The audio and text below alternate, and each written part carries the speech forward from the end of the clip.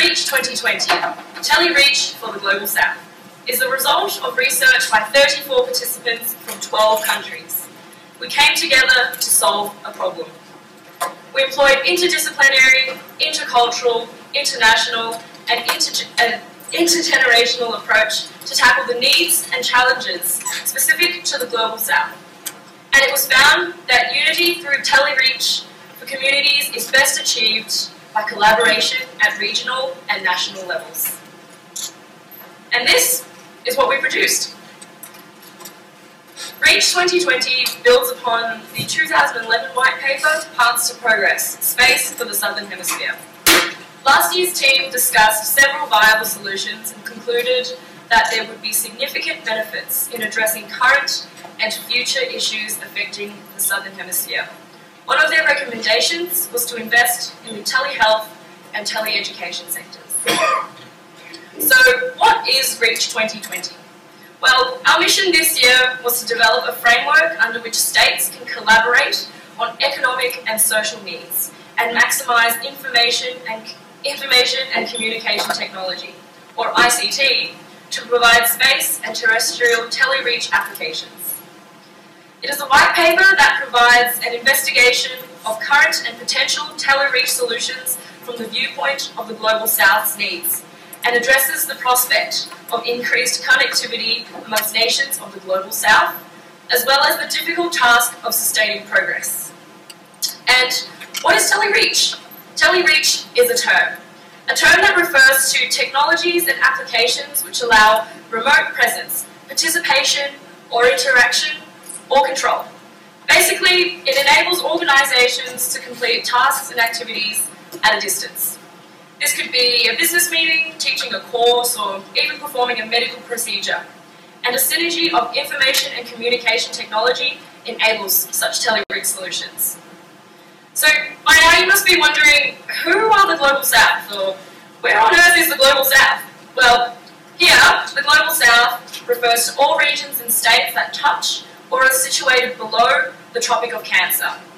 This white paper addresses the common challenges faced by the region, whilst taking into consideration the inherent political, socio-economic, and cultural diversity from nation to nation. For us, and from the perspective of the inhabitants, the Global South is the location where new visions of the future are emerging. To manage the complexity of comparing nations of the Global South, REACH 2020 employs a three-tiered approach to thinking about regions, countries, and communities in the capacity for tele-reach. The advanced tier. Here, countries or communities are particularly ready and capable of implementing advanced tele-reach solutions. They already have reliable infrastructure, credible political and legal institutions, and predictable markets. It is likely that members of the advanced tier will have indigenous capacity for technology and science. The intermediate tier may consist of a combination of the elements shown in the diagram, but they might not be fully developed, and they may face difficulties in accessing all necessary resources. Thus, some solutions may be too advanced or too complex to attain. Finally, the emerging tier. This tier refers to countries or communities whose access to an indigenous capacity for technologies is limited or non-existent. Furthermore, their political institutions and economic markets may be weak or unstable. As a consequence, these groups may need support from partners in order to implement basic tele-reach solutions. Overall, this paper describes the first viable steps in a framework for tele-reach implementation.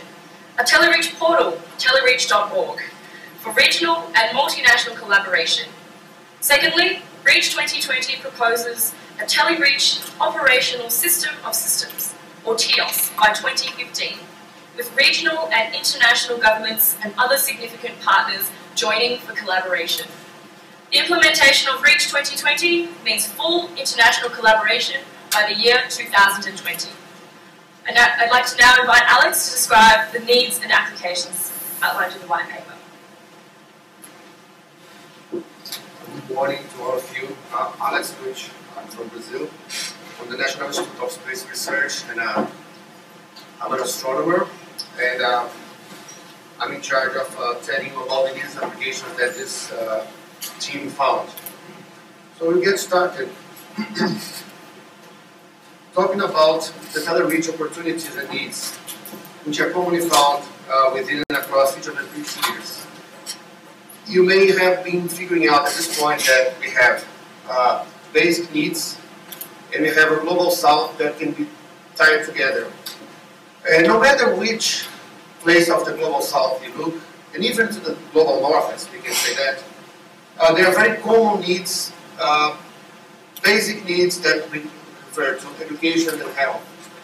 I will refer to you in a minute about these needs, and you see that no matter where you look at the global south, and no matter which country or which continent, we see that there are very similar needs for all of them.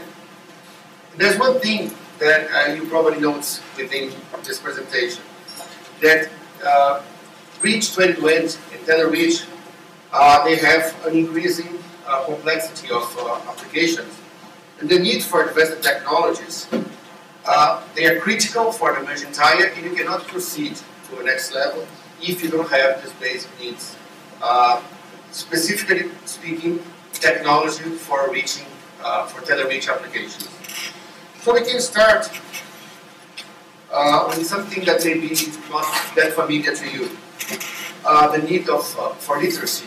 And you have, in this picture, you can see the global south, the red line, the equator for the real south, and the tropic of Capricorn with the line below all of them. And you can see there's a sort of a band that divides the global south and crosses South America, in Africa, and the part of the Southern Pacific and the Indian Ocean. And you see red, orange, and yellow, they are very located, they are very concentrated in this section.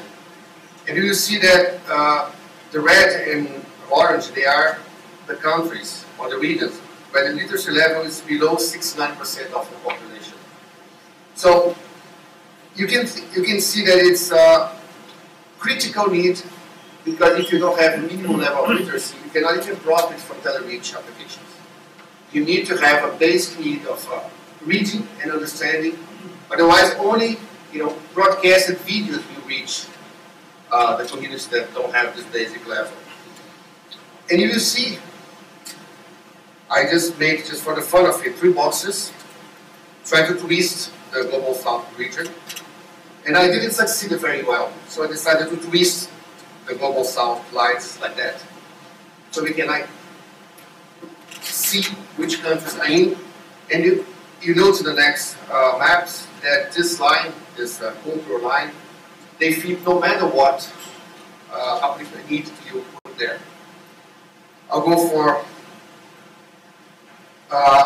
the next health levels. I'm talking about education and health to get started. But as you read on the bottom of this slide, literacy is critical for investment from the emerging to the intermediate tier.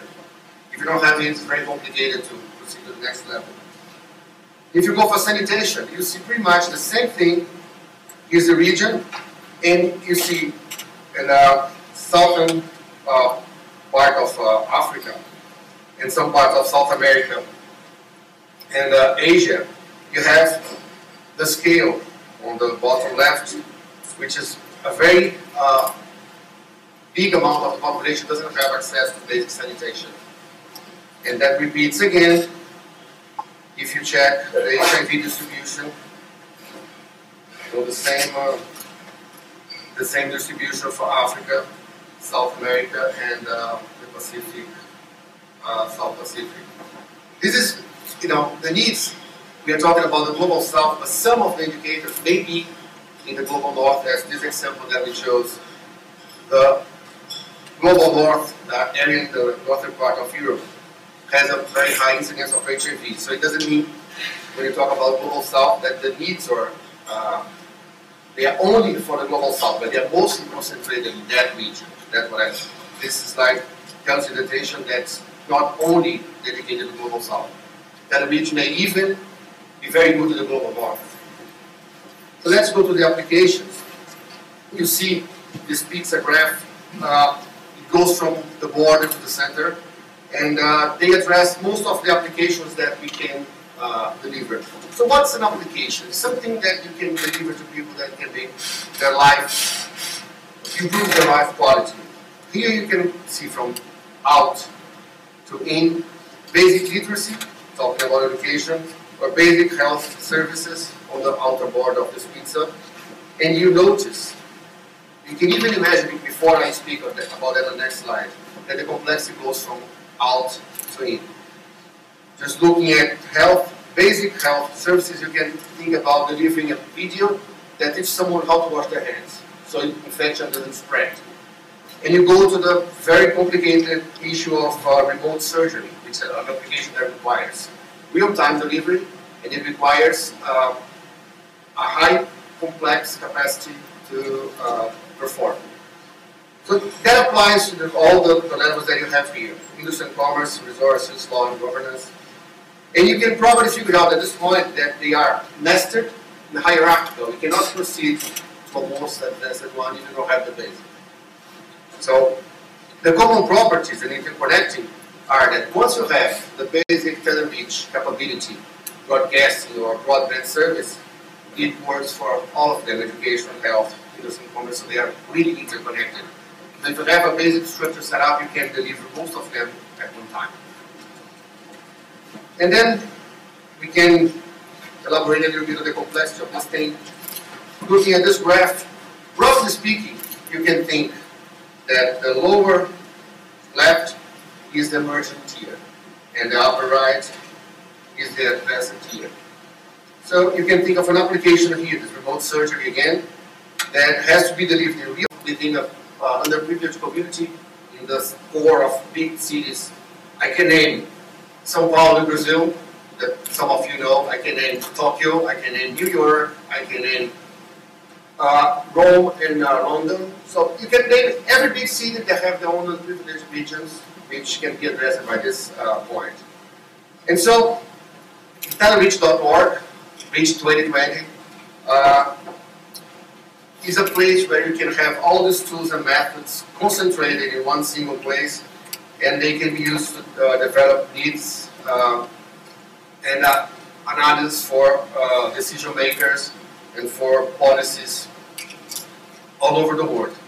And at this point, I'll call Paul Ferguson to talk to you about infrastructure. Thanks, Alex. My name is Paul Ferguson. I'm an Air Combat Officer with the Royal Australian Air Force. Today I'm going to talk about infrastructure.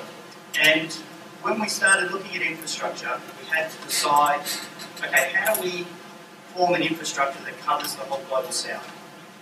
So to do that, we made a couple of assessments on what we were going to look at. And the first one, we need to identify those components of infrastructure that would allow us to employ this across a large region, across the tier levels, emerging countries and such. So we needed to do it independent of applications. We weren't too concerned with exactly the nitty-gritty of one application. We needed to look at it from a global perspective. The second one was we needed to enable cooperation through design. If the infrastructure wasn't going to support the sharing of information and being able to use that information at the right levels, then we failed in the infrastructure. It needed to be cost-effective implementation at all the levels, at all the tier levels. So it needed to be workable at all levels of implementation. And the last point is that space was going to become an essential tool. For these remote regions, we needed to get that data to those remote regions. In order to do that, space was going to be an essential asset. Some of the factors we looked at, and we did a lot of research and we saw that there was a lot of satellites. So in order to meet this requirement for infrastructure, did we need to launch satellites? And the overwhelming conclusion was that we didn't. We had satellites there, we could lease satellite time, we could use what was there more effectively. Leading into the remote locations, and the biggest factor that came out for this was power. How do you get power so they can use what information we're sending to them on satellites? The sharing of satellite data. We needed to have in the infrastructure ways that they could store that data. they may not use it straight away. So these were some of the things we needed to make sure we covered. The communication methods, once we got it to those remote locations, were we concerned with it just staying in one spot, or did we need to move it throughout that community? How were we going to do that? What infrastructure was going to allow us to do that? And then we started looking at layers of development. We knew that not one infrastructure solution for each one of these areas was going to be appropriate. We needed to be able to work out what was cost effective in an emerging country that was available, that was cost effective and could be maintained. So when we looked at the layered approach, we eventually came up with 3 layers that we were working with within infrastructure. And in some of the developing countries, they would have areas in the capital cities where there was no technology limitations. They had everything there that they needed. They had fibre optic, they had computers, they had power. If you needed to set that up from scratch, that would be very expensive. And it takes time. So that was one level we looked at. Then in the second level, there's some compromise on technology. Yes, they do have the communication. It's probably not the best, but it does achieve what they need. But if they need to expand, then they're going to have to reinvest again. They're going to have to put something else in the infrastructure to make it work. And the last one, we use what we've got. Basically, this is what we've got. We need to do something. It may just be a smartphone working on a 3G network, 3rd generation network. That may be our only option. Then we started looking at, okay, we've looked at satellites, we've looked at terrestrial communications. Okay, why are we looking at them separately? Why aren't they one? And then we started looking at integrated communications. We started saying, well, we need to start looking at ground segments that control satellites as part of our terrestrial infrastructure. We need to make, from the design phase of our infrastructure, we need to make them one infrastructure, which is going to be cheaper than maintaining more than one. This integrated infrastructure then led on to the data sharing and being able to share the data that we collect so that we can turn it into information to allow people to do their development. We can give them lots of data. If they can't use that data and store that data, what have we achieved? And the third point there, again, emphasises they need to be integrated somehow. We need to have some sort of continuous stream of information to people that need it. And again, infrastructure cooperation. One of the biggest points we found, if we design something that doesn't support cooperation, it is probably not going to happen. When we looked at what was available in the Global South in terms of terrestrial communications, you've got fibre optic technologies, great for bandwidth if you want to send a lot of data, but do you buy a huge pipe when you only need to put a trickle of water, or they can only drink 1 cup of water at a time? You give them 30,000 gallons a day? Probably not. So it's not always going to be the best option depending on the situation. Everyone's familiar with wireless and internet connectivity. Yes, it's available there. It's in the current technology. We use it a lot. It does have some limitations with bandwidth. And then we've got the 3rd generation, which is what most of our mobile phones work on now, the development in 4th generation and 5th generation. These ones are showing promising developments in being able to link remote locations at greater ranges. The problem is the spectrum is crowded. The frequencies that these new generations are using needs to be sorted out. It's at a high frequency and that band is being used. So there's external agencies that we need to engage to enable us to use these technologies. When it came to integration, we came across, it's not really a new term, it is implemented by Intelsat, but it was called Internet Protocol over Satellite. They've changed it slightly from what you'd be familiar with Internet, but it's a current technology and it's being used now. And it allows us to give us that continuity. We can transmit from satellite straight on to terrestrial with very little infrastructure. And it appealed to what we were trying to achieve in establishing that cooperation and being able to get data out to remote locations. The second point there is data to information. Infrastructure needs to provide a way for these people to use the information that's coming off of the satellites and create it into knowledge that is going to benefit their development. A really, really important point, and we needed to make sure that was considered in the infrastructure.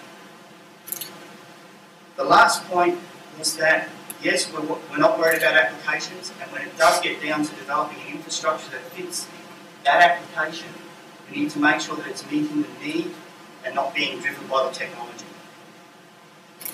The more cost effective and the less maintenance involved that achieves what we need to achieve is a very important aspect that needs to be considered in design. So when we look at the layered approach to infrastructure, the first point is we don't need to launch a satellite to do this. We can provide a solution tailored to a specific need if we have a standardisation on how we're going to communicate and how we're going to share data. And working within the 3 tiered layers, it provides a process for development without having a big expense. If we need to jump from emerging to developing, we've already put the steps in place. We reduce the cost so that the jump to the next level becomes easier.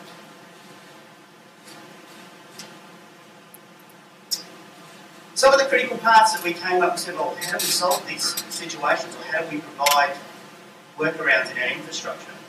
One was power. If we look at remote locations, which is really the areas of need that Alex spoke about, how do we get it there? Renewable energy has come a long way. It can provide the power for some of even the simplest systems, even just a telephone line so that they can talk to people. Is telereach. Data storage and sharing needs to be supported.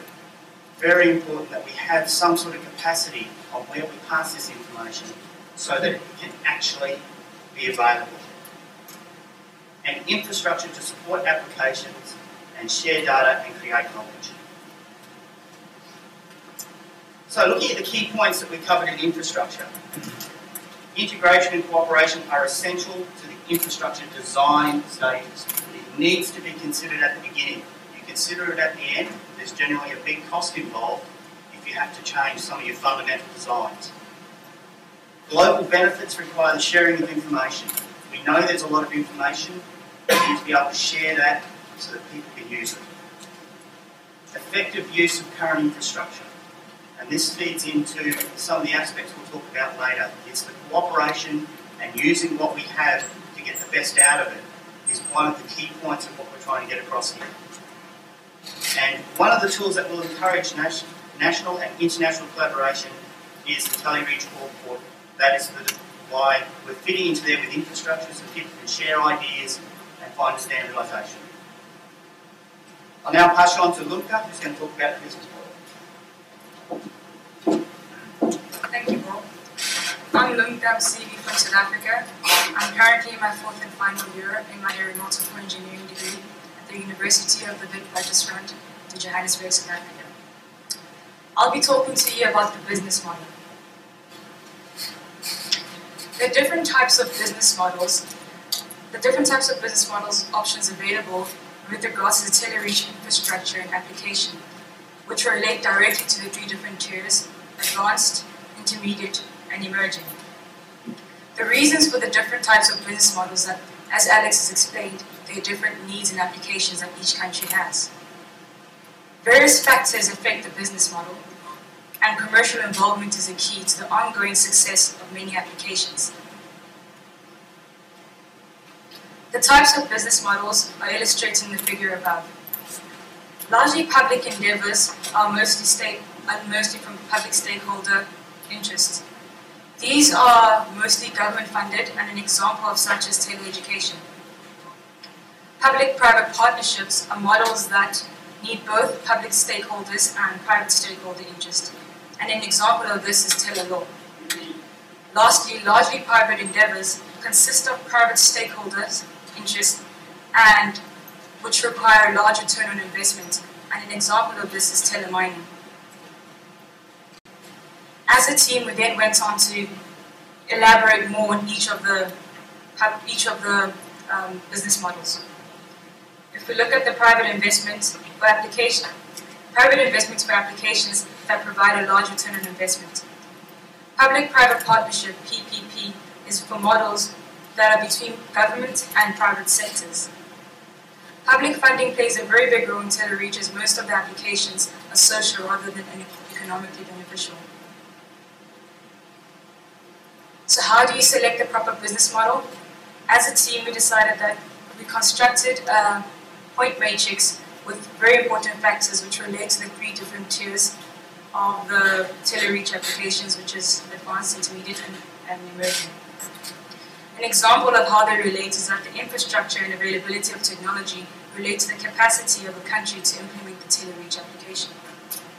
The following factors were established: profitability, social benefits, level of coverage, availability of infrastructure, and availability of technology and funding sources. The figure illustrates the matrix. The factors on my left and the weightings on my right. The factors which I've just mentioned all go down to the next page, but the weighting illustrates the importance of each factor. The first two things to notice is that this matrix is constructed with the private industry perspective.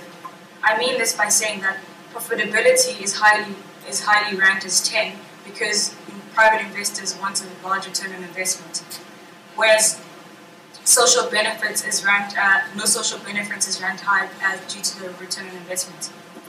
Secondly, this chart was developed so that it had both the extremes of no social benefits and social benefits in each of the factors.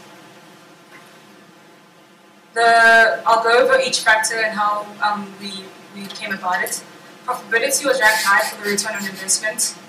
Social benefits, no social benefits was ranked high as return on investment was the major role. Multinational coverage is more applicable to businesses and easier for them to implement than government, which will implement national coverage. Availability of infrastructure and the availability of technologies is ranked high as this will ease the implementation of the applications. Availability of funding and the availability of non-government funding sources is ranked high if there is no government funding sources, as this would mean that the private sectors would have to fund the projects, and this model was constructed within the private sector. To calculate the score, you take the factor you've selected, which doesn't have to be 1, 5, and 10, it can be any point between 1 and 10. You then multiply it by the weighting and calculate the sum of all the factors to come up with the score. If your score is between 30 points and below, we suggest public funding as a business model. If your score is between 30 and 60 points, public-private partnership is the more appropriate model. And if your score is between 60 points and above 60 points, private investment is a suggested model. I'll now be going over an example which I've applied the matrix to. The first two important factors are what is the application and which country the application will be implemented. I looked at telemining in Australia, and mining in Australia is a big industry. So the profitability, return on investment is high, therefore ranked 9. Social benefits are a lot, therefore ranked 8. The coverage, multinational coverage is high, so ranked as 9. Availability of infrastructure and technology in Australian mining is there, so I ranked that as 7 and 9. The availability of other funding is ranked as 2, which means that non-government organizations fund most of the project, like private sectors, whereas availability of government funding is ranked as 8, which means it's not much of the government funding, the private sector's funding. I then multiply the score and the weighting to get a total score of 69 points, which then shows that the result of 69 points, private investment model is suggested. The next important factor after deciding on the model is how to develop industry involvement, as this drives the efficiency and the innovation, and is vital for the tele-reach projects. Many countries in the global south lack the infrastructure and the financial capabilities for tele-reach development. Thus, to meet the challenge, it would be best if a collaboration between global north and countries in the global south will work together. This can be done by existing tele-reach organizations, the development agencies, and banks in the global north. This would also help with the policy areas in which to help develop the industry involvement. The following policy areas were established by the business team. Tax incentives. If we look at the tax incentives and government grants, we can encourage more entrepreneurs into the global south by offering tax incentives and government grants. This will also encourage the high skills which come with the applications.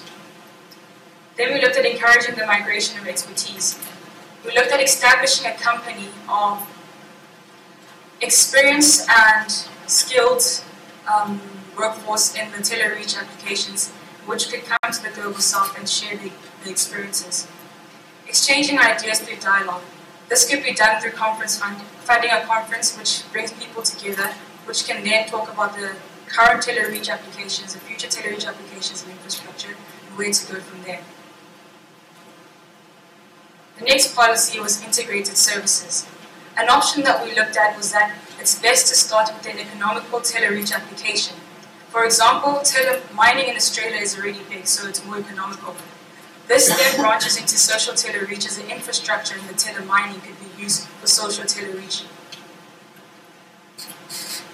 The key points that have come from this business model presentation is that clear industry policies ensure that the tele-reach applications are delivered in a timeless, cost-effective way.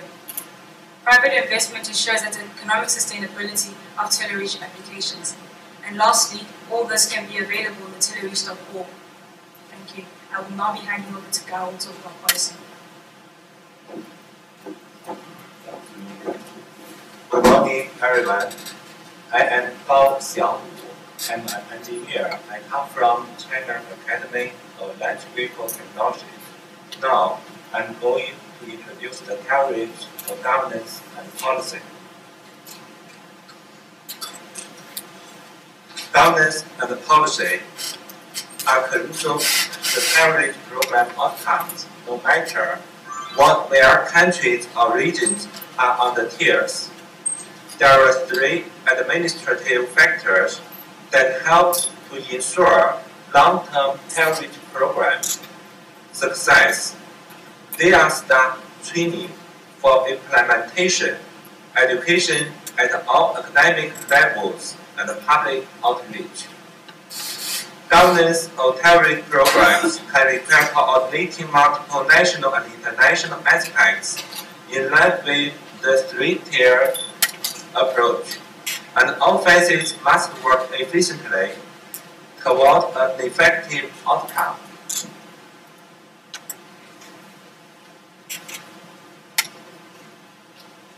There are three advantages from national space policy and direction.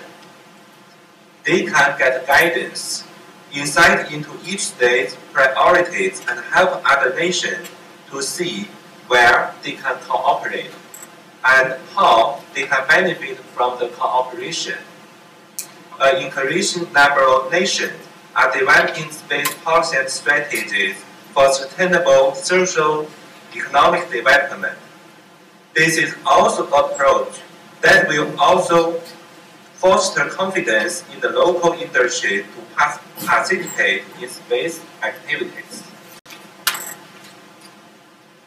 Data sharing between government departments can avoid the duplication of effort to standardize information storage and to provide a common platform for easy sharing of information. By adopting an information sharing model within a nation, government can maximize their data efficiency and allow the best return on resources invested in tele-reach programs. On the other hand, multiple regional policies will create duplication and reduce data sharing. Tele-reach program development may require bilateral and multilateral cooperation, creation of national laws and policies, and understanding how international law affects national law. Furthermore, these legal requirements must be formulated prior to negotiations for regional cooperation. Next, the development of a chapter to address the issues raised in this section could provide a blueprint for future cooperation within the global south.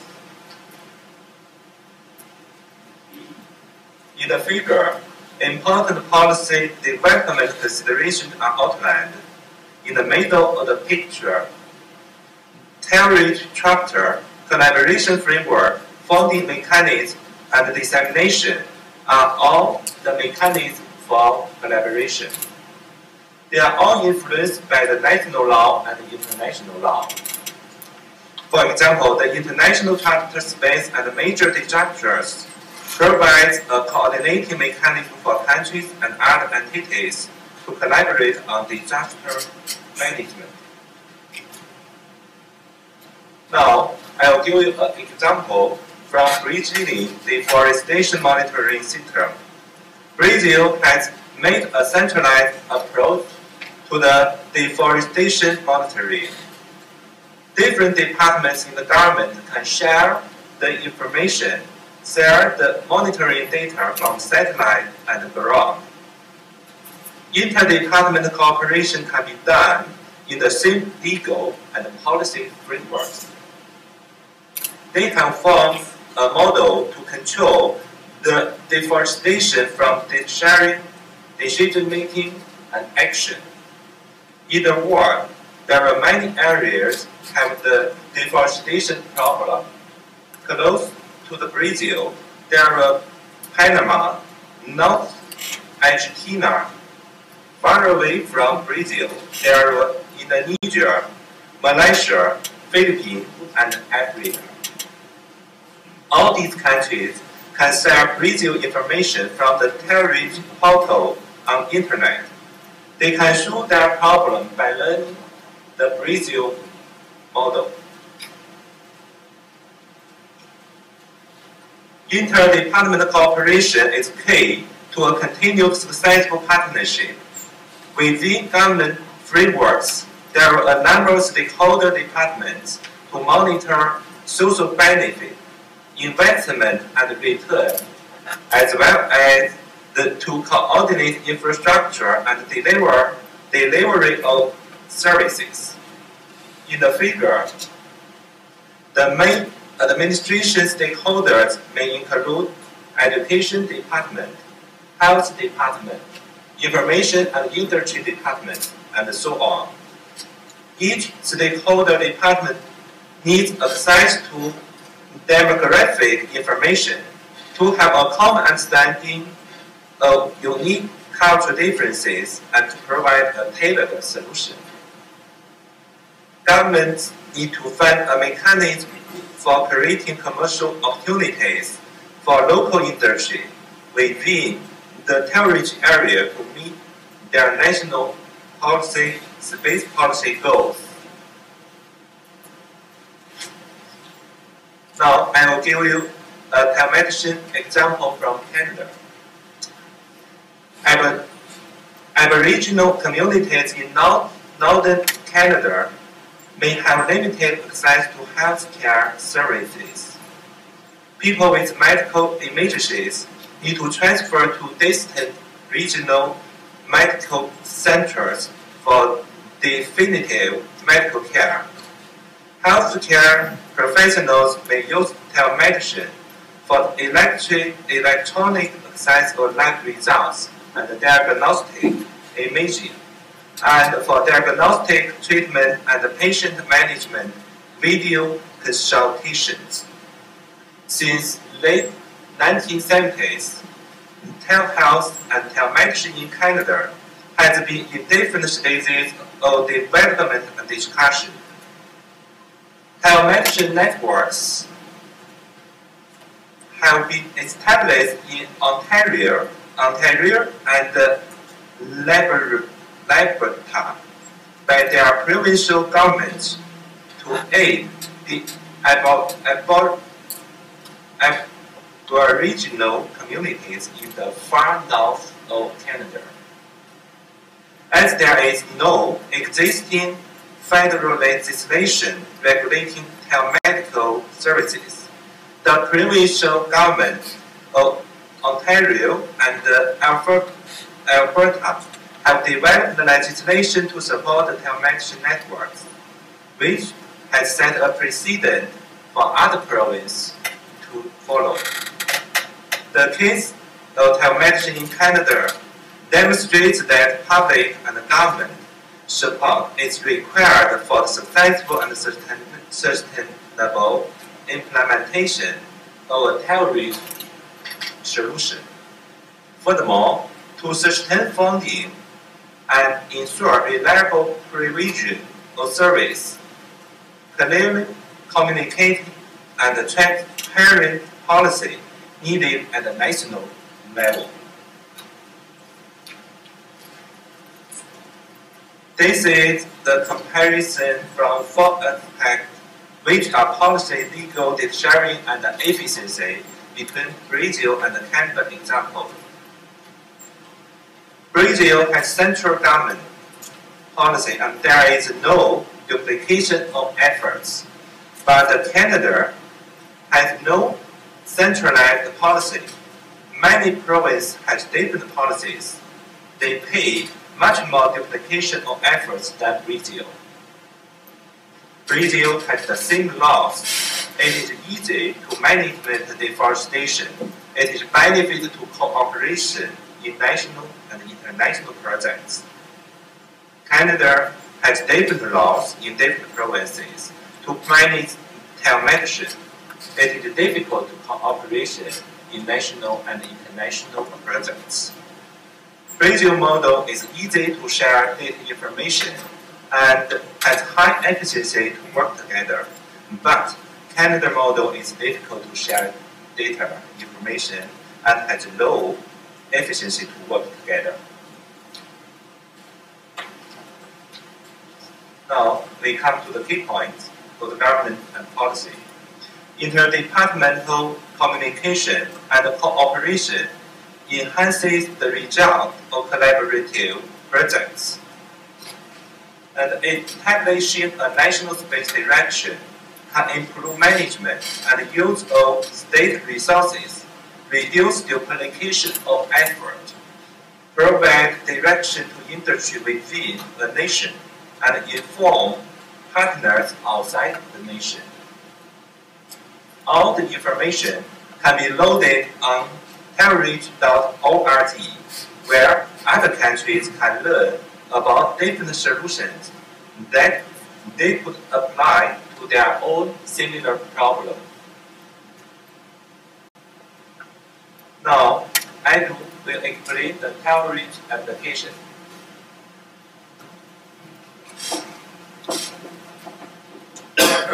Thank you, Gal. My name is Edu Aymeric. I come from Barcelona, Catalonia, Spain. I am an aerospace engineer. So, tailor-rich represents a reallocation of resources and priorities to benefit the specific needs of the Global South, which means that we first have to detect a need that can be specific for a country in the Global South, or that can be also general for the Global South. Once we have detected this need, we have to think about which policy is needed to approach the solution, which policies, which frameworks, which laws are required to ensure the correct outcome. Because national space direction is a key point.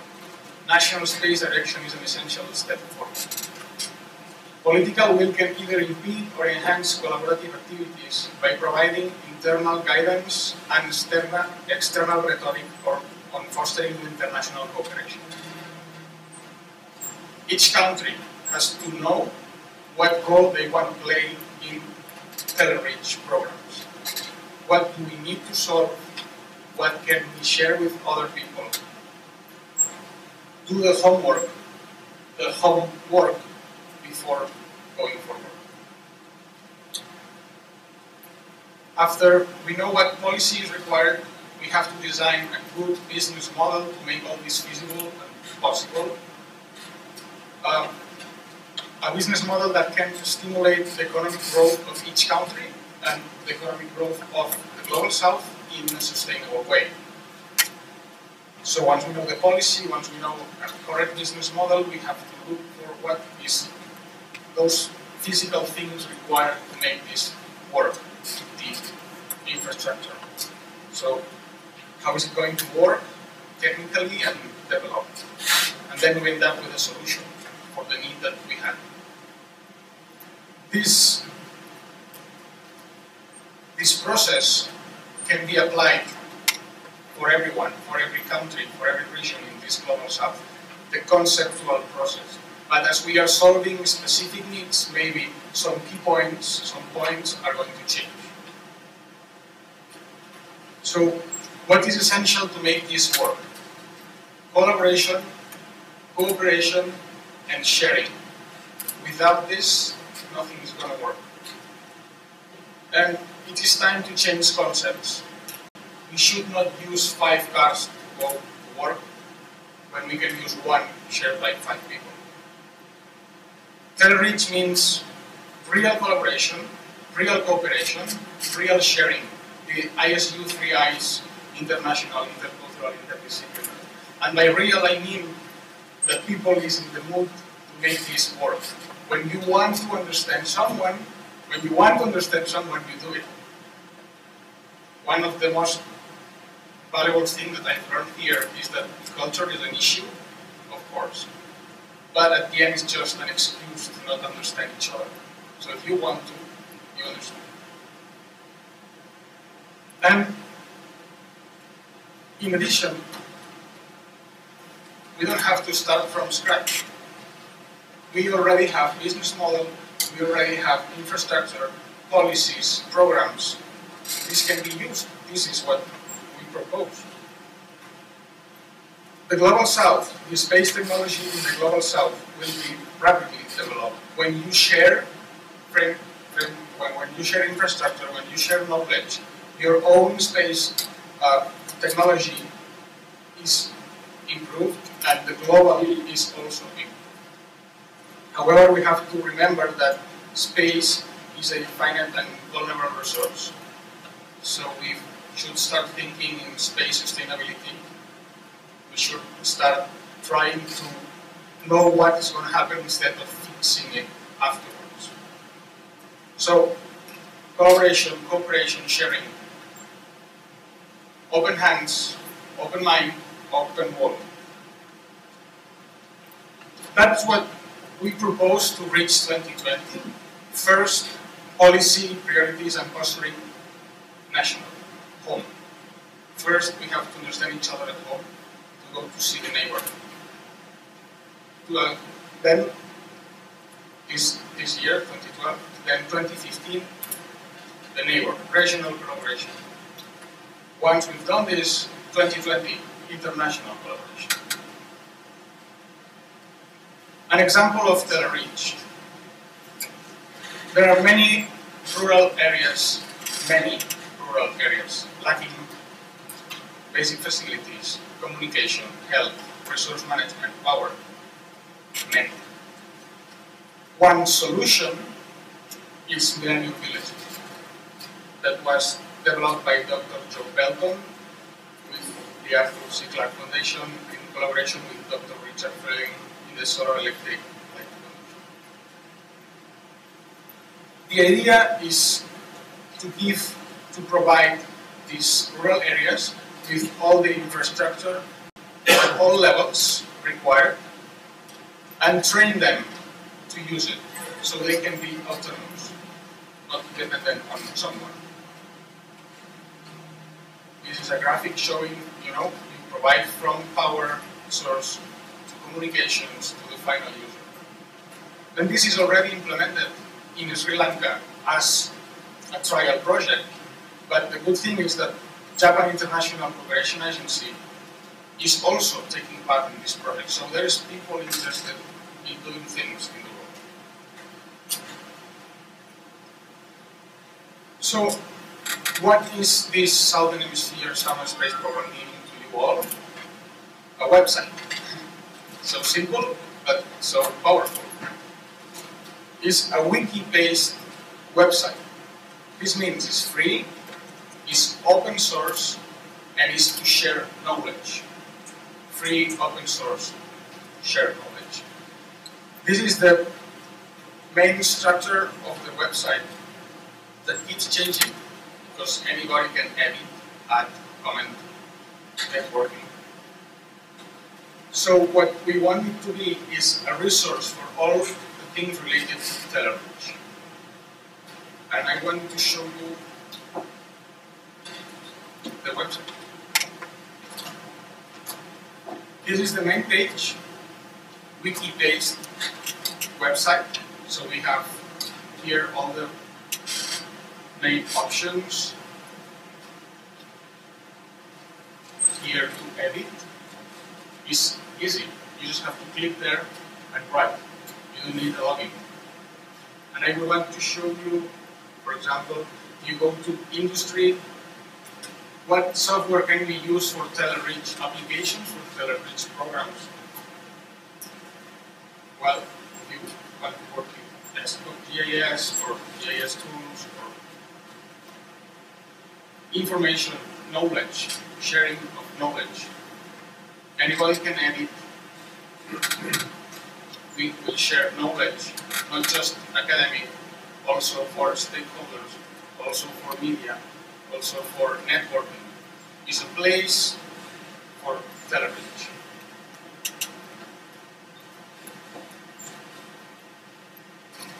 And now Philippa will talk about conclusions and recommendations.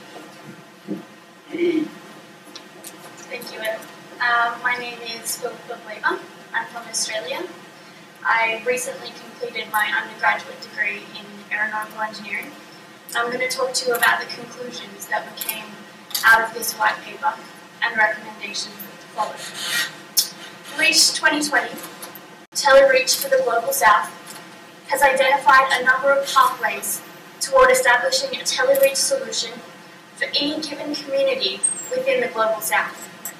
This has included identifying the needs of the community, defining policy and space direction, selecting a business model, the infrastructure needed, and analysing a number of case studies and existing telereach solutions. From this, it has been identified that there are common components required for telereach applications within all of the 3 tiers. One of these needs is education, which includes education for the use of infrastructure and technology to enable telereach solutions, as well as implementing education programs for underprivileged communities.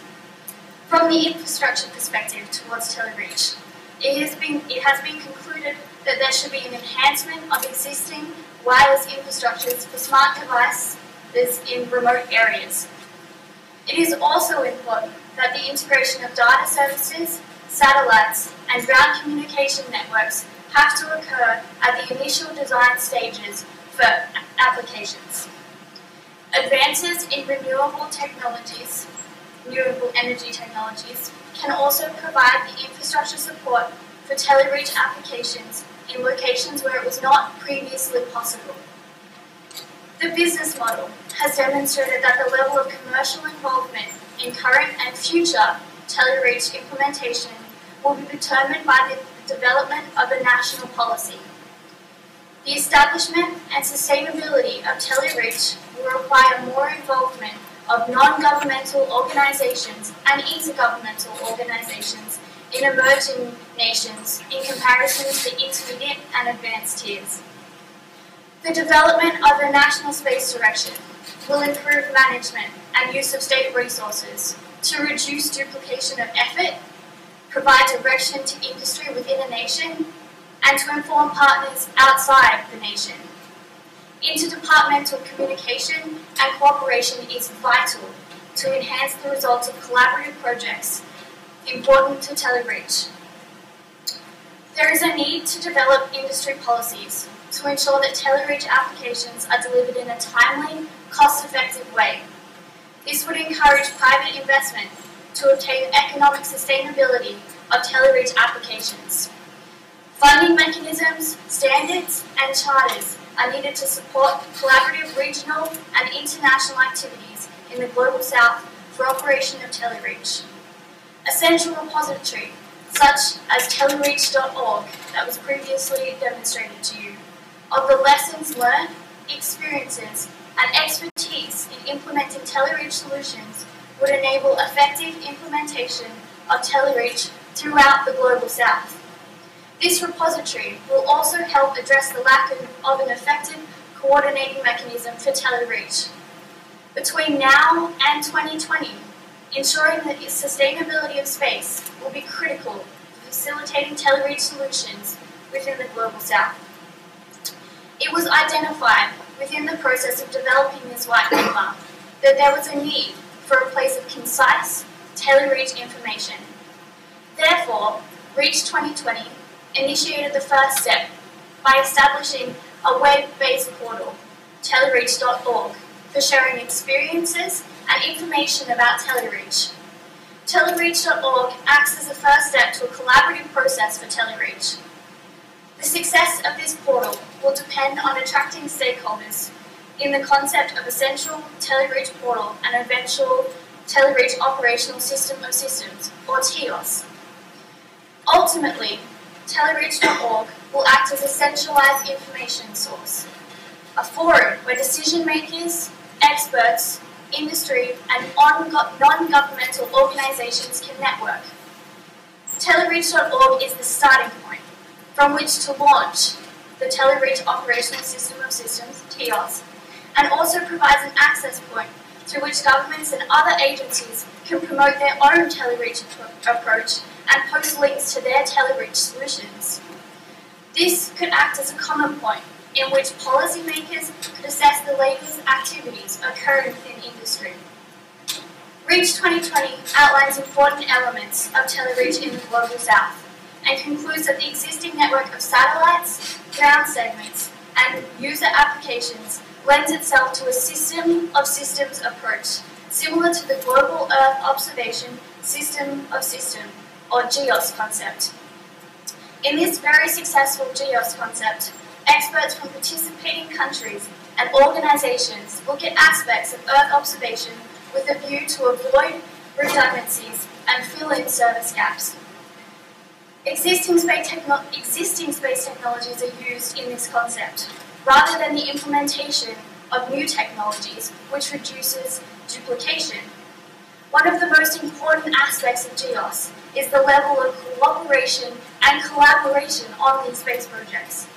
This concept is very much an interdisciplinary and international approach to research and applications, which is also very important for our implementation of our telereach goals.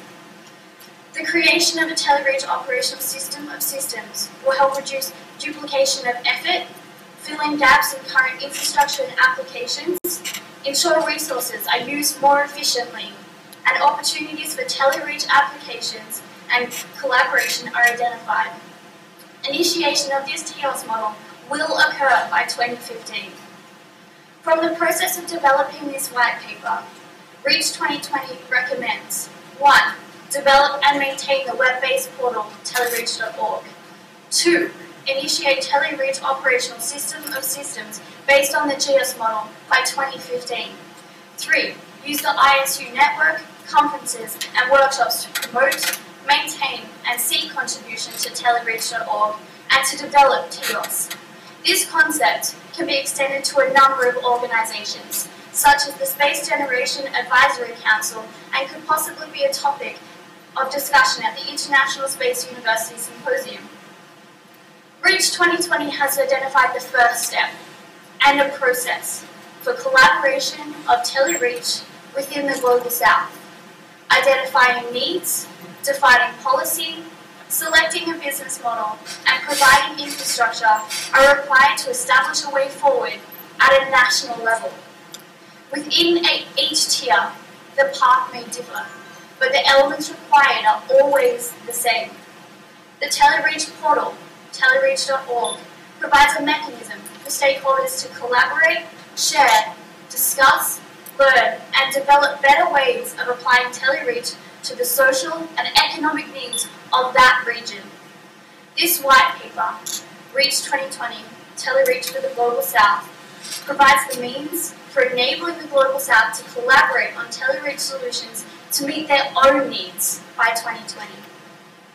We would like to thank our faculty, including the ISU staff and visitors, without which this white paper and program would not have been possible.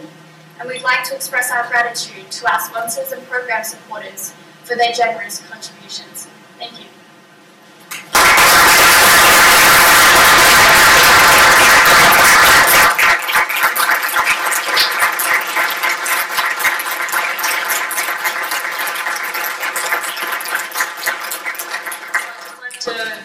and thank you all for being here. Thank you to all our supporters, and thank you to our presenters.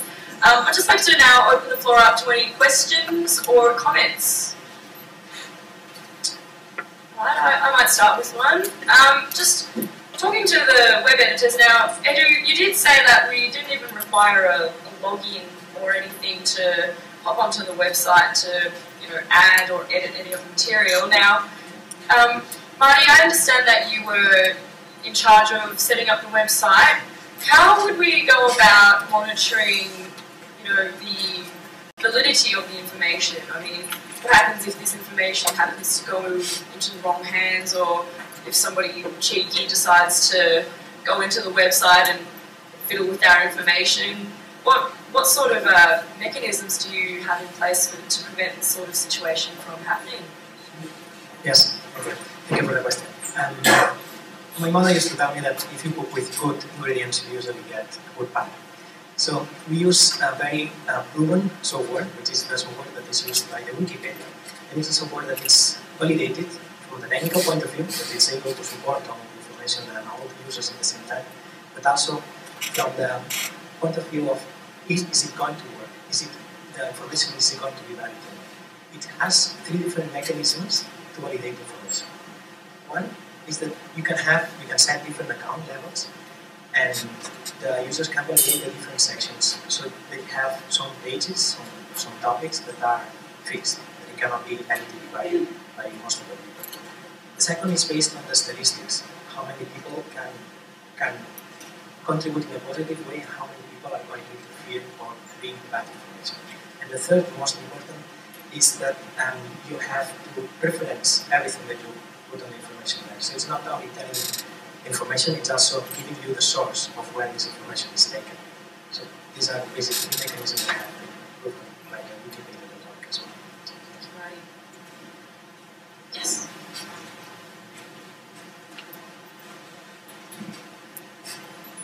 Thanks for an excellent presentation and for the great work that you've done on the paper. I've got probably a couple of comments and then leading towards a question. I'm an engineer by background, but I run what's essentially a business, and I've learned at that point that it's not engineering but it's economics that actually makes things happen. And I've also learned that there's a fundamental difference between a business model and a business case. And the question that I'm coming towards is, what is the business case? The reason I ask that is because if you look at the global space business and you divide it up into different parts, you start with the satellite communications sector, which is you're addressing fundamentally. Most of that is commercially run. Okay, at the moment, so there is fundamentally a reason why the model works. Is because there's a business case by which people make money out of the communication centre. And it may well be that there are government clients for various reasons, including security, that support them. It's different for areas like remote sensing. If you look at the sector there, there's a significant government investment in that for reasons that they see a benefit. So if you're looking for the piece that was missing from what you presented, is what would be the case for significant investment in a telereach type of activity in the global south, regardless of what model you might end up using to implement the activity. I suspect part of the answer is associated with the second question, because if you look at the global south and all of the areas you talked about, there was one that was missing there, and that was probably one that's GDP per capita compared to, and GDP per capita is linked to everything, improve the GDP per capita, improve education, improve productivity, all of those sorts of things. So what sort of investment proposition would be needed to get people to buy your telereach case, invest, government or otherwise, in a satellite? How would you quantify what's needed to be able to deliver the benefits that people would then say, we can go ahead and form a business model? Well, thank you very much for your insightful comments. Unfortunately, as someone without very much of a business background, I'm afraid I can't really address this personally. I might have to forward this question to somebody in the managing team or somebody who might have more of a business background. Now, Alex, would you be able to provide any insight to this at all? I can give some specific comments from my country, from Brazil. there's some telereach applications that are already on, and they have a business case which is deliver basic education to the Amazon region. It works in a sort of a PPP partnership, and there are companies who are building the basic infrastructure, not the satellite thing, but the down-ground link, and they have contracts. They are evaluated every 3 or 4 years. It's been going on maybe for 5, 6 years. There has been one evaluation. So the case would be making the money out of the basic infrastructure and deliver it to a region that's really needed at this point. I don't have a business background. I'm an astrophysicist myself, so I think maybe someone from the project management might elaborate on that. But there's a case that people are really interested and companies are applying for opening call for opportunities for this thing in the Amazon region. I can deliver to someone in the project management. Now, I sort of understand your point there, and it was one of the real initial points that the whole group went through, going, okay, how do we sell this? How do we make this viable when we're looking at such a big area? And I think it may not have been perfectly clear, but in the most of our presentation we were presenting tools because we knew that we couldn't give the one answer. There is no one answer to this question. So that's why we got to the portal, because what we wanted to do was provide people with a thinking method to look at each individual problem. And Idu spoke about we need to do our homework first. We need to work out what our needs are. And for different countries, the business case will be different depending on the application.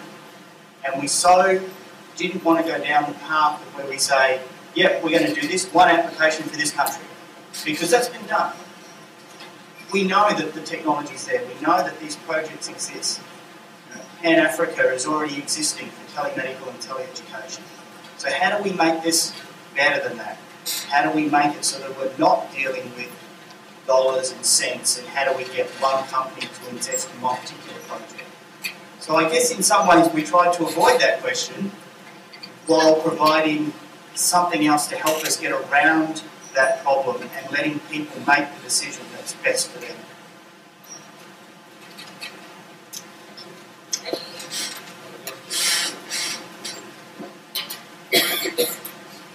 Thank you. Well, I think it's a very important issue there. And I feel there's a contradiction in the presentation and what's in the document. In the sense that, when I understand very well there on her presentation, at a certain moment she showed a view card where you went from, I would say, private investment and so on, and then you would go later to the social part. But when you look to your document, and I think the document is correct, saying that sustainable tailored solutions are best achieved when the social need drives policy. I think it's true. The example you gave for Brazil, deforestation, has nothing to do with economics. It's a policy matter of a government. The same for telemedicine. Telemedicine is not something to make money. It's a governmental decision, or in this case in Canada, a provincial decision. I think that the driver is first the social need. And then once you have social needs, then you can think later on possible private investment and so on. And I still feel that the chapter on the business model doesn't show this. It's not fully in line with the document itself. What you are showing in the presentation, at least, is more oriented for mining, for example, Australia and so on, which I don't think this would be the exception in my opinion, and not the general rule for tele-reach in the global south. Well, I have some additional comments. First of all, congratulations for the whole work. Great. I have the same kind of remarks than René, because health and education are by nature topics belonging to public sector, governments. So, of course, at a certain point of time, there will be some profit to be made, and I come back to my presentation of 10 days ago about people, planet, profit. But in order to get a profitable society, you have first to work on education and health. If you don't have healthy and educated people, populations, profits won't be able to be reached at a certain point of time. So, social needs to be understood and fulfilled is the prerequisite. And you rightly mentioned the Millennium Goals from the United Nations, and this is the first thing to be fulfilled before reaching another type of economy. And this year the Rio +20 summit is dedicated to green economy. But in order to fulfill a green economy requirement, you have first to fulfill the social needs.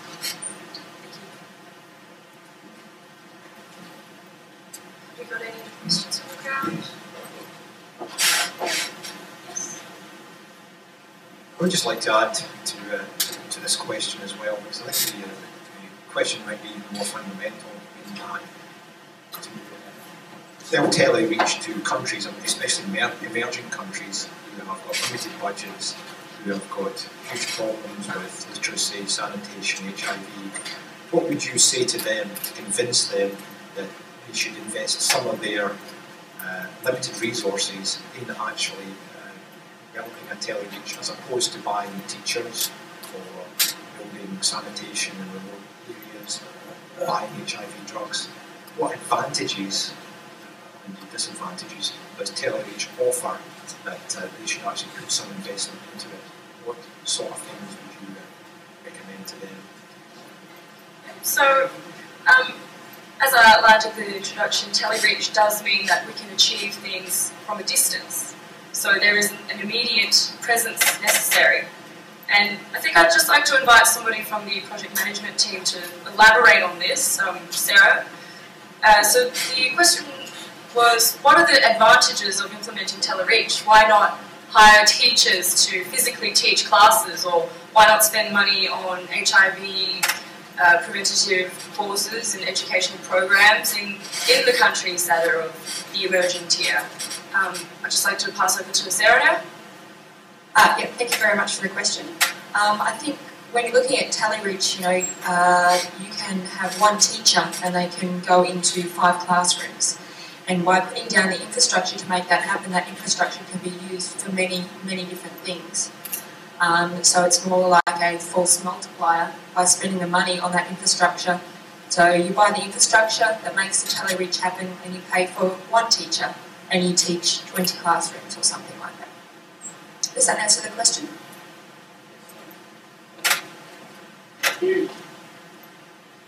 Well, I'd like to congratulate this team, because when I read your document yesterday, I wasn't convinced. But the power of your presentation has been immense, and it hasn't completely convinced me, but it's really lifted my opinion. I'm now keen to look at your site, which I did online a few seconds ago, so that's great. My question is more technical. Let's assume that TIOS gets going and then it starts working. There's going to be a massive communication process across the planet to remote communities. How would you deal with the spectrum management issues attached to that delivery of that massive amount of information? So, as I understand, it's a spectrum management question. Yep, sure. So I'd like to probably invite Tiffany Chow to address this question. She does have sort of experience with regards to discussing policy behind managing such things and space crowding. Tiffany, would you? Thank you for your question. I think that we also have to work with the existing international organizations that manage those things, so the International Telecommunications Union. And I think the beauty of TIOS is that it's a coordination mechanism amongst the organizations, intergovernmental organizations that already exist, and national agencies to ensure that that the most efficient use of the resources that we have, not just the infrastructure and the expertise, but also the spectrum, is done most efficiently. And so I think the idea would be to work within the framework of the ITU to ensure that it's done in a manageable and sustainable manner. Thank you. Yes.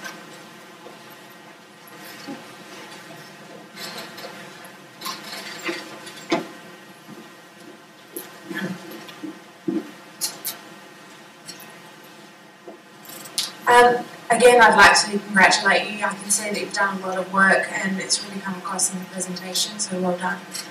One of the questions I do have, you mentioned the 3 tiers, the emerging tier. A lot of the needs that teleeducation, telehealth address are what these countries need, but it also stands in the way of them actually achieving telehealth, teleeducation capabilities. Have you suggested any mechanisms or any ways that these countries, once they look and identify what their needs are, how are they going to approach other countries to help them? Because in a lot of cases, it will be an aid type situation. They don't have the money to pay someone to come in and set it up. Are there any things that you've suggested for that? So it's a very interesting sort of consideration, and I believe that it can be sort of taken aboard from a variety of aspects that we have discussed, such as from the infrastructure side, as well as Alex's discussion on the needs and applications. I believe potentially we may require a lot of help in setting up this infrastructure from a voluntary perspective, but I think Paul might be in a position to further elaborate on setting up such infrastructure in order to develop and then sustain and manage the capabilities for these emerging countries. I guess it's a point that came across when we were looking at the points that were being made before about how we get this in emerging countries. And I think that may cause the conflict in between our paper and the presentation, because when we were thinking about exactly that problem, how do we get money for these countries to do this? And I guess we were looking at a path that if we can get a commercial sharing, that there's some commercial offshoot that where they're going to make profit and we can start providing services. And I guess it's one of the other problems we have. It was such a big problem that we wanted to get people talking about the problem. And I guess that's the whole idea of this board, is to get people saying, I have this problem in this country, I can't do telereach. How can I do this? And if somebody else has come up with an idea of how they can support that. I think that was the aim that we were trying with our teleport, is to try and get people talking so we do have good ideas about how we can solve this very complex problem. A quick comment on that. We have a case study that's called the Village Research Center that's in India.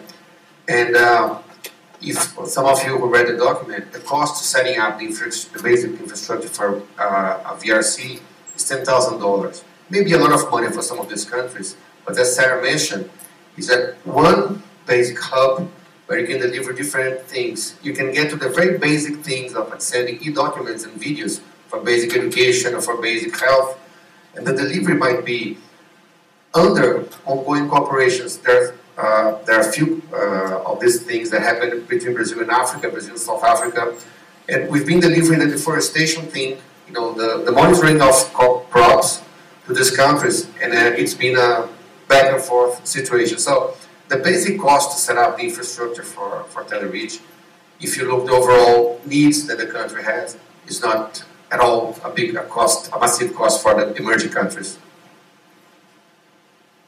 Now we probably have time for 1 or 2 more questions.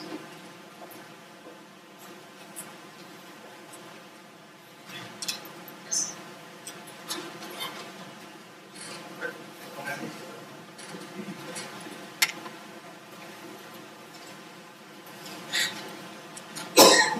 My question is, next Monday you all go back to your day jobs. How are you going to continue this project? From a personal perspective, I believe that promoting and advertising our telereach.org hub via all social networks as well as professional networks will be very effective in keeping it alive and keeping it sustained and basically getting the word out. From a management perspective, I believe that we may be developing a web editing team in order to maintain the website. This might be something that Marty would like to add on. As far as continuing this, we did recommend that it be brought up at influential organisations such as the Space Generation Advisory Council and such as introducing it as a topic of discussion at the International Space University Symposium.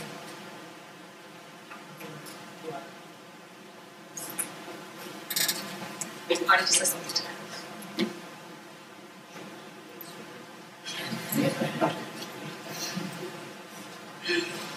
As we already mentioned, the first step is also the ISU community. ISU community is a huge and very powerful network that we can use to take this first step. And I would also like to ask you to access to the social media site. There's one of the links in the website is social media, where you all can promote that using your Facebook account, Twitter account, and all social media, so that all your friends, or at least people that may be interested also, can get on. Thank you, Maddie. Now we've got time for one more question.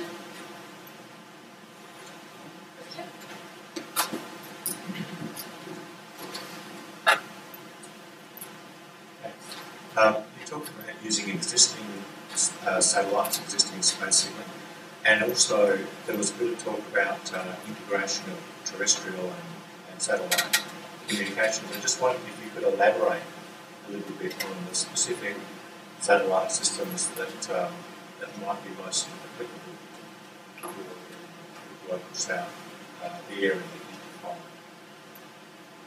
So examples of existing satellites. Yes, so since we're going to use existing satellites, which ones will be used? Yeah. So which existing satellites would be utilised to implement our future TOS system? I believe this is something that Paul did mention in his infrastructure section. I guess it was one of those areas where we could have gone right into details. It was something that we didn't read a lot about. I guess that was probably one of the reasons why we highlighted and saying, well, why aren't we doing this? Why aren't we using existing satellites like the Argos system, for example, is only used 20% of the time, I believe we're told, for its sort of tracking. And there's all this data that's stored that isn't being used. So we didn't actually use it to try and drive a solution of how, but it did drive us to ask the question why. I guess is probably more of what we've tried to address with this paper. Why aren't we using it? There's 90 satellites out there. Why aren't we using the existing satellites? We know space is crowded. So I guess in the terms of the paper, we really didn't go into saying, oh, we can use this satellite for this application. But we were asking, why aren't they integrated? Why do we have to support two infrastructures, supporting the satellite and then supporting the terrestrial? So I guess it raised questions rather than answers for us. Thank you, Paul. Unfortunately, Marty just wanted to add something there.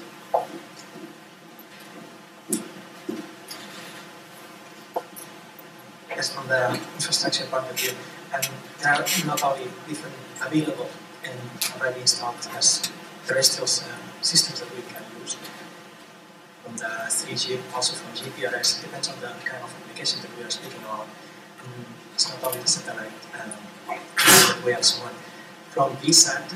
And also wanted to mention one of the case studies that we have there is the O3B network. O3B network is going to be an infrastructure that is going to provide coverage to all this region, and it's going to be very operative in a couple of years. It's going to be 9 satellites that are going to provide global coverage for this 45-degree constant temperature. So I think that also there are a lot of new possibilities that are also emerging. So not that the possibilities are not there. We have to just maximize them. Thank you, Marty. Unfortunately, that is all the time we have now for questions. We will be here till Friday night, so feel free to drop by and say hi and ask us any questions. I'd like to again thank everyone for joining us this morning. I hope you enjoyed our presentation, and we look forward to receiving feedback from our reviewers, Associate Professor David Bruce, Professor Bill Cowley, Mr. Jeff Kasparian, Ms. Natalie Muzi, and Group Captain Colin Thompson. Now, I'd like to invite our Director, Scott Madry, to make an important announcement.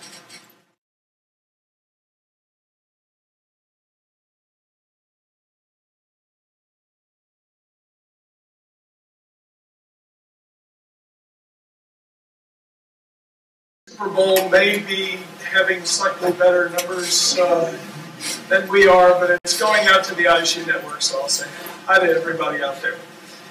First of all, I would like to offer my personal congratulations to the team, and I would ask you all to give them another big round of applause.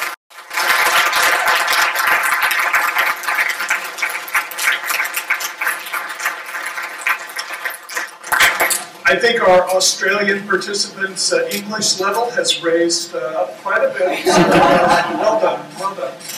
I would like to now invite Dr. Renee Osterlake, the chairman of the board of ISU, if he would please come down, and also Pro-Vice Chancellor of the University of South Australia, Alan Parfit. If you both would please come down to the stage, and our Chinese participants would like to make to both of the institutions a special presentation. So I'll ask our Chinese, we have 6 Chinese six participants from China who have asked to be allowed to make a presentation to the representatives of the 2 institutions.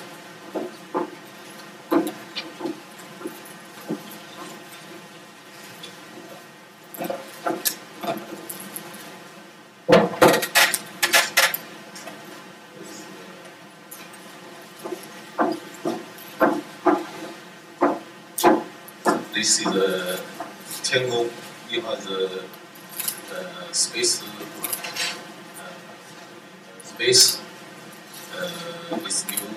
new spacecraft launched last year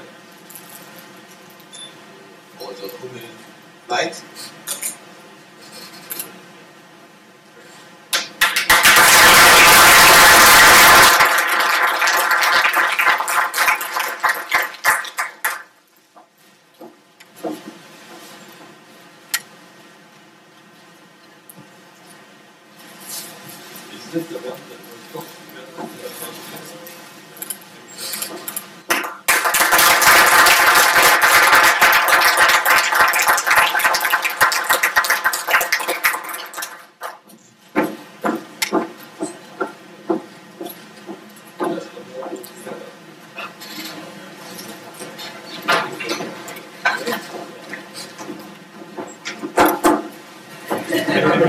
Sorry.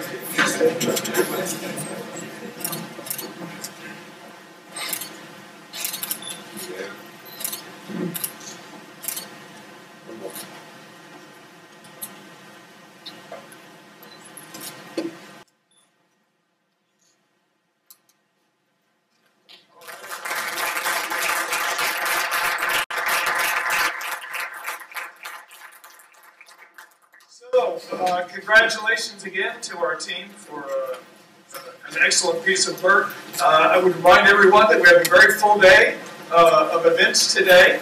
Right now, we would like to invite all of you to some morning tea, where you can have an opportunity to speak to the team and talk to them about the project. A copy of their poster paper, which they have presented or prepared as part of their work, is over in the room across the hall, where we will have our morning tea. After that, the team will come back into this room. Our reviewers will retire upstairs for discussion, and then we'll have a formal presentation of the comments from the review team. We then have scheduled an outdoor picnic out on the commons area, to which everyone is invited. And then in the afternoon, we will have our session for the Australia-New Zealand ISU Alumni Association at 2:15, which will be held here in this room. So we have a very busy day on tap. We have something tonight too, I believe, but I don't see any costumes yet. So again, let me thank you all for coming, especially our alums, our external visitors. We appreciate very much your sharing your time with us today. And let's give the team one more big hand.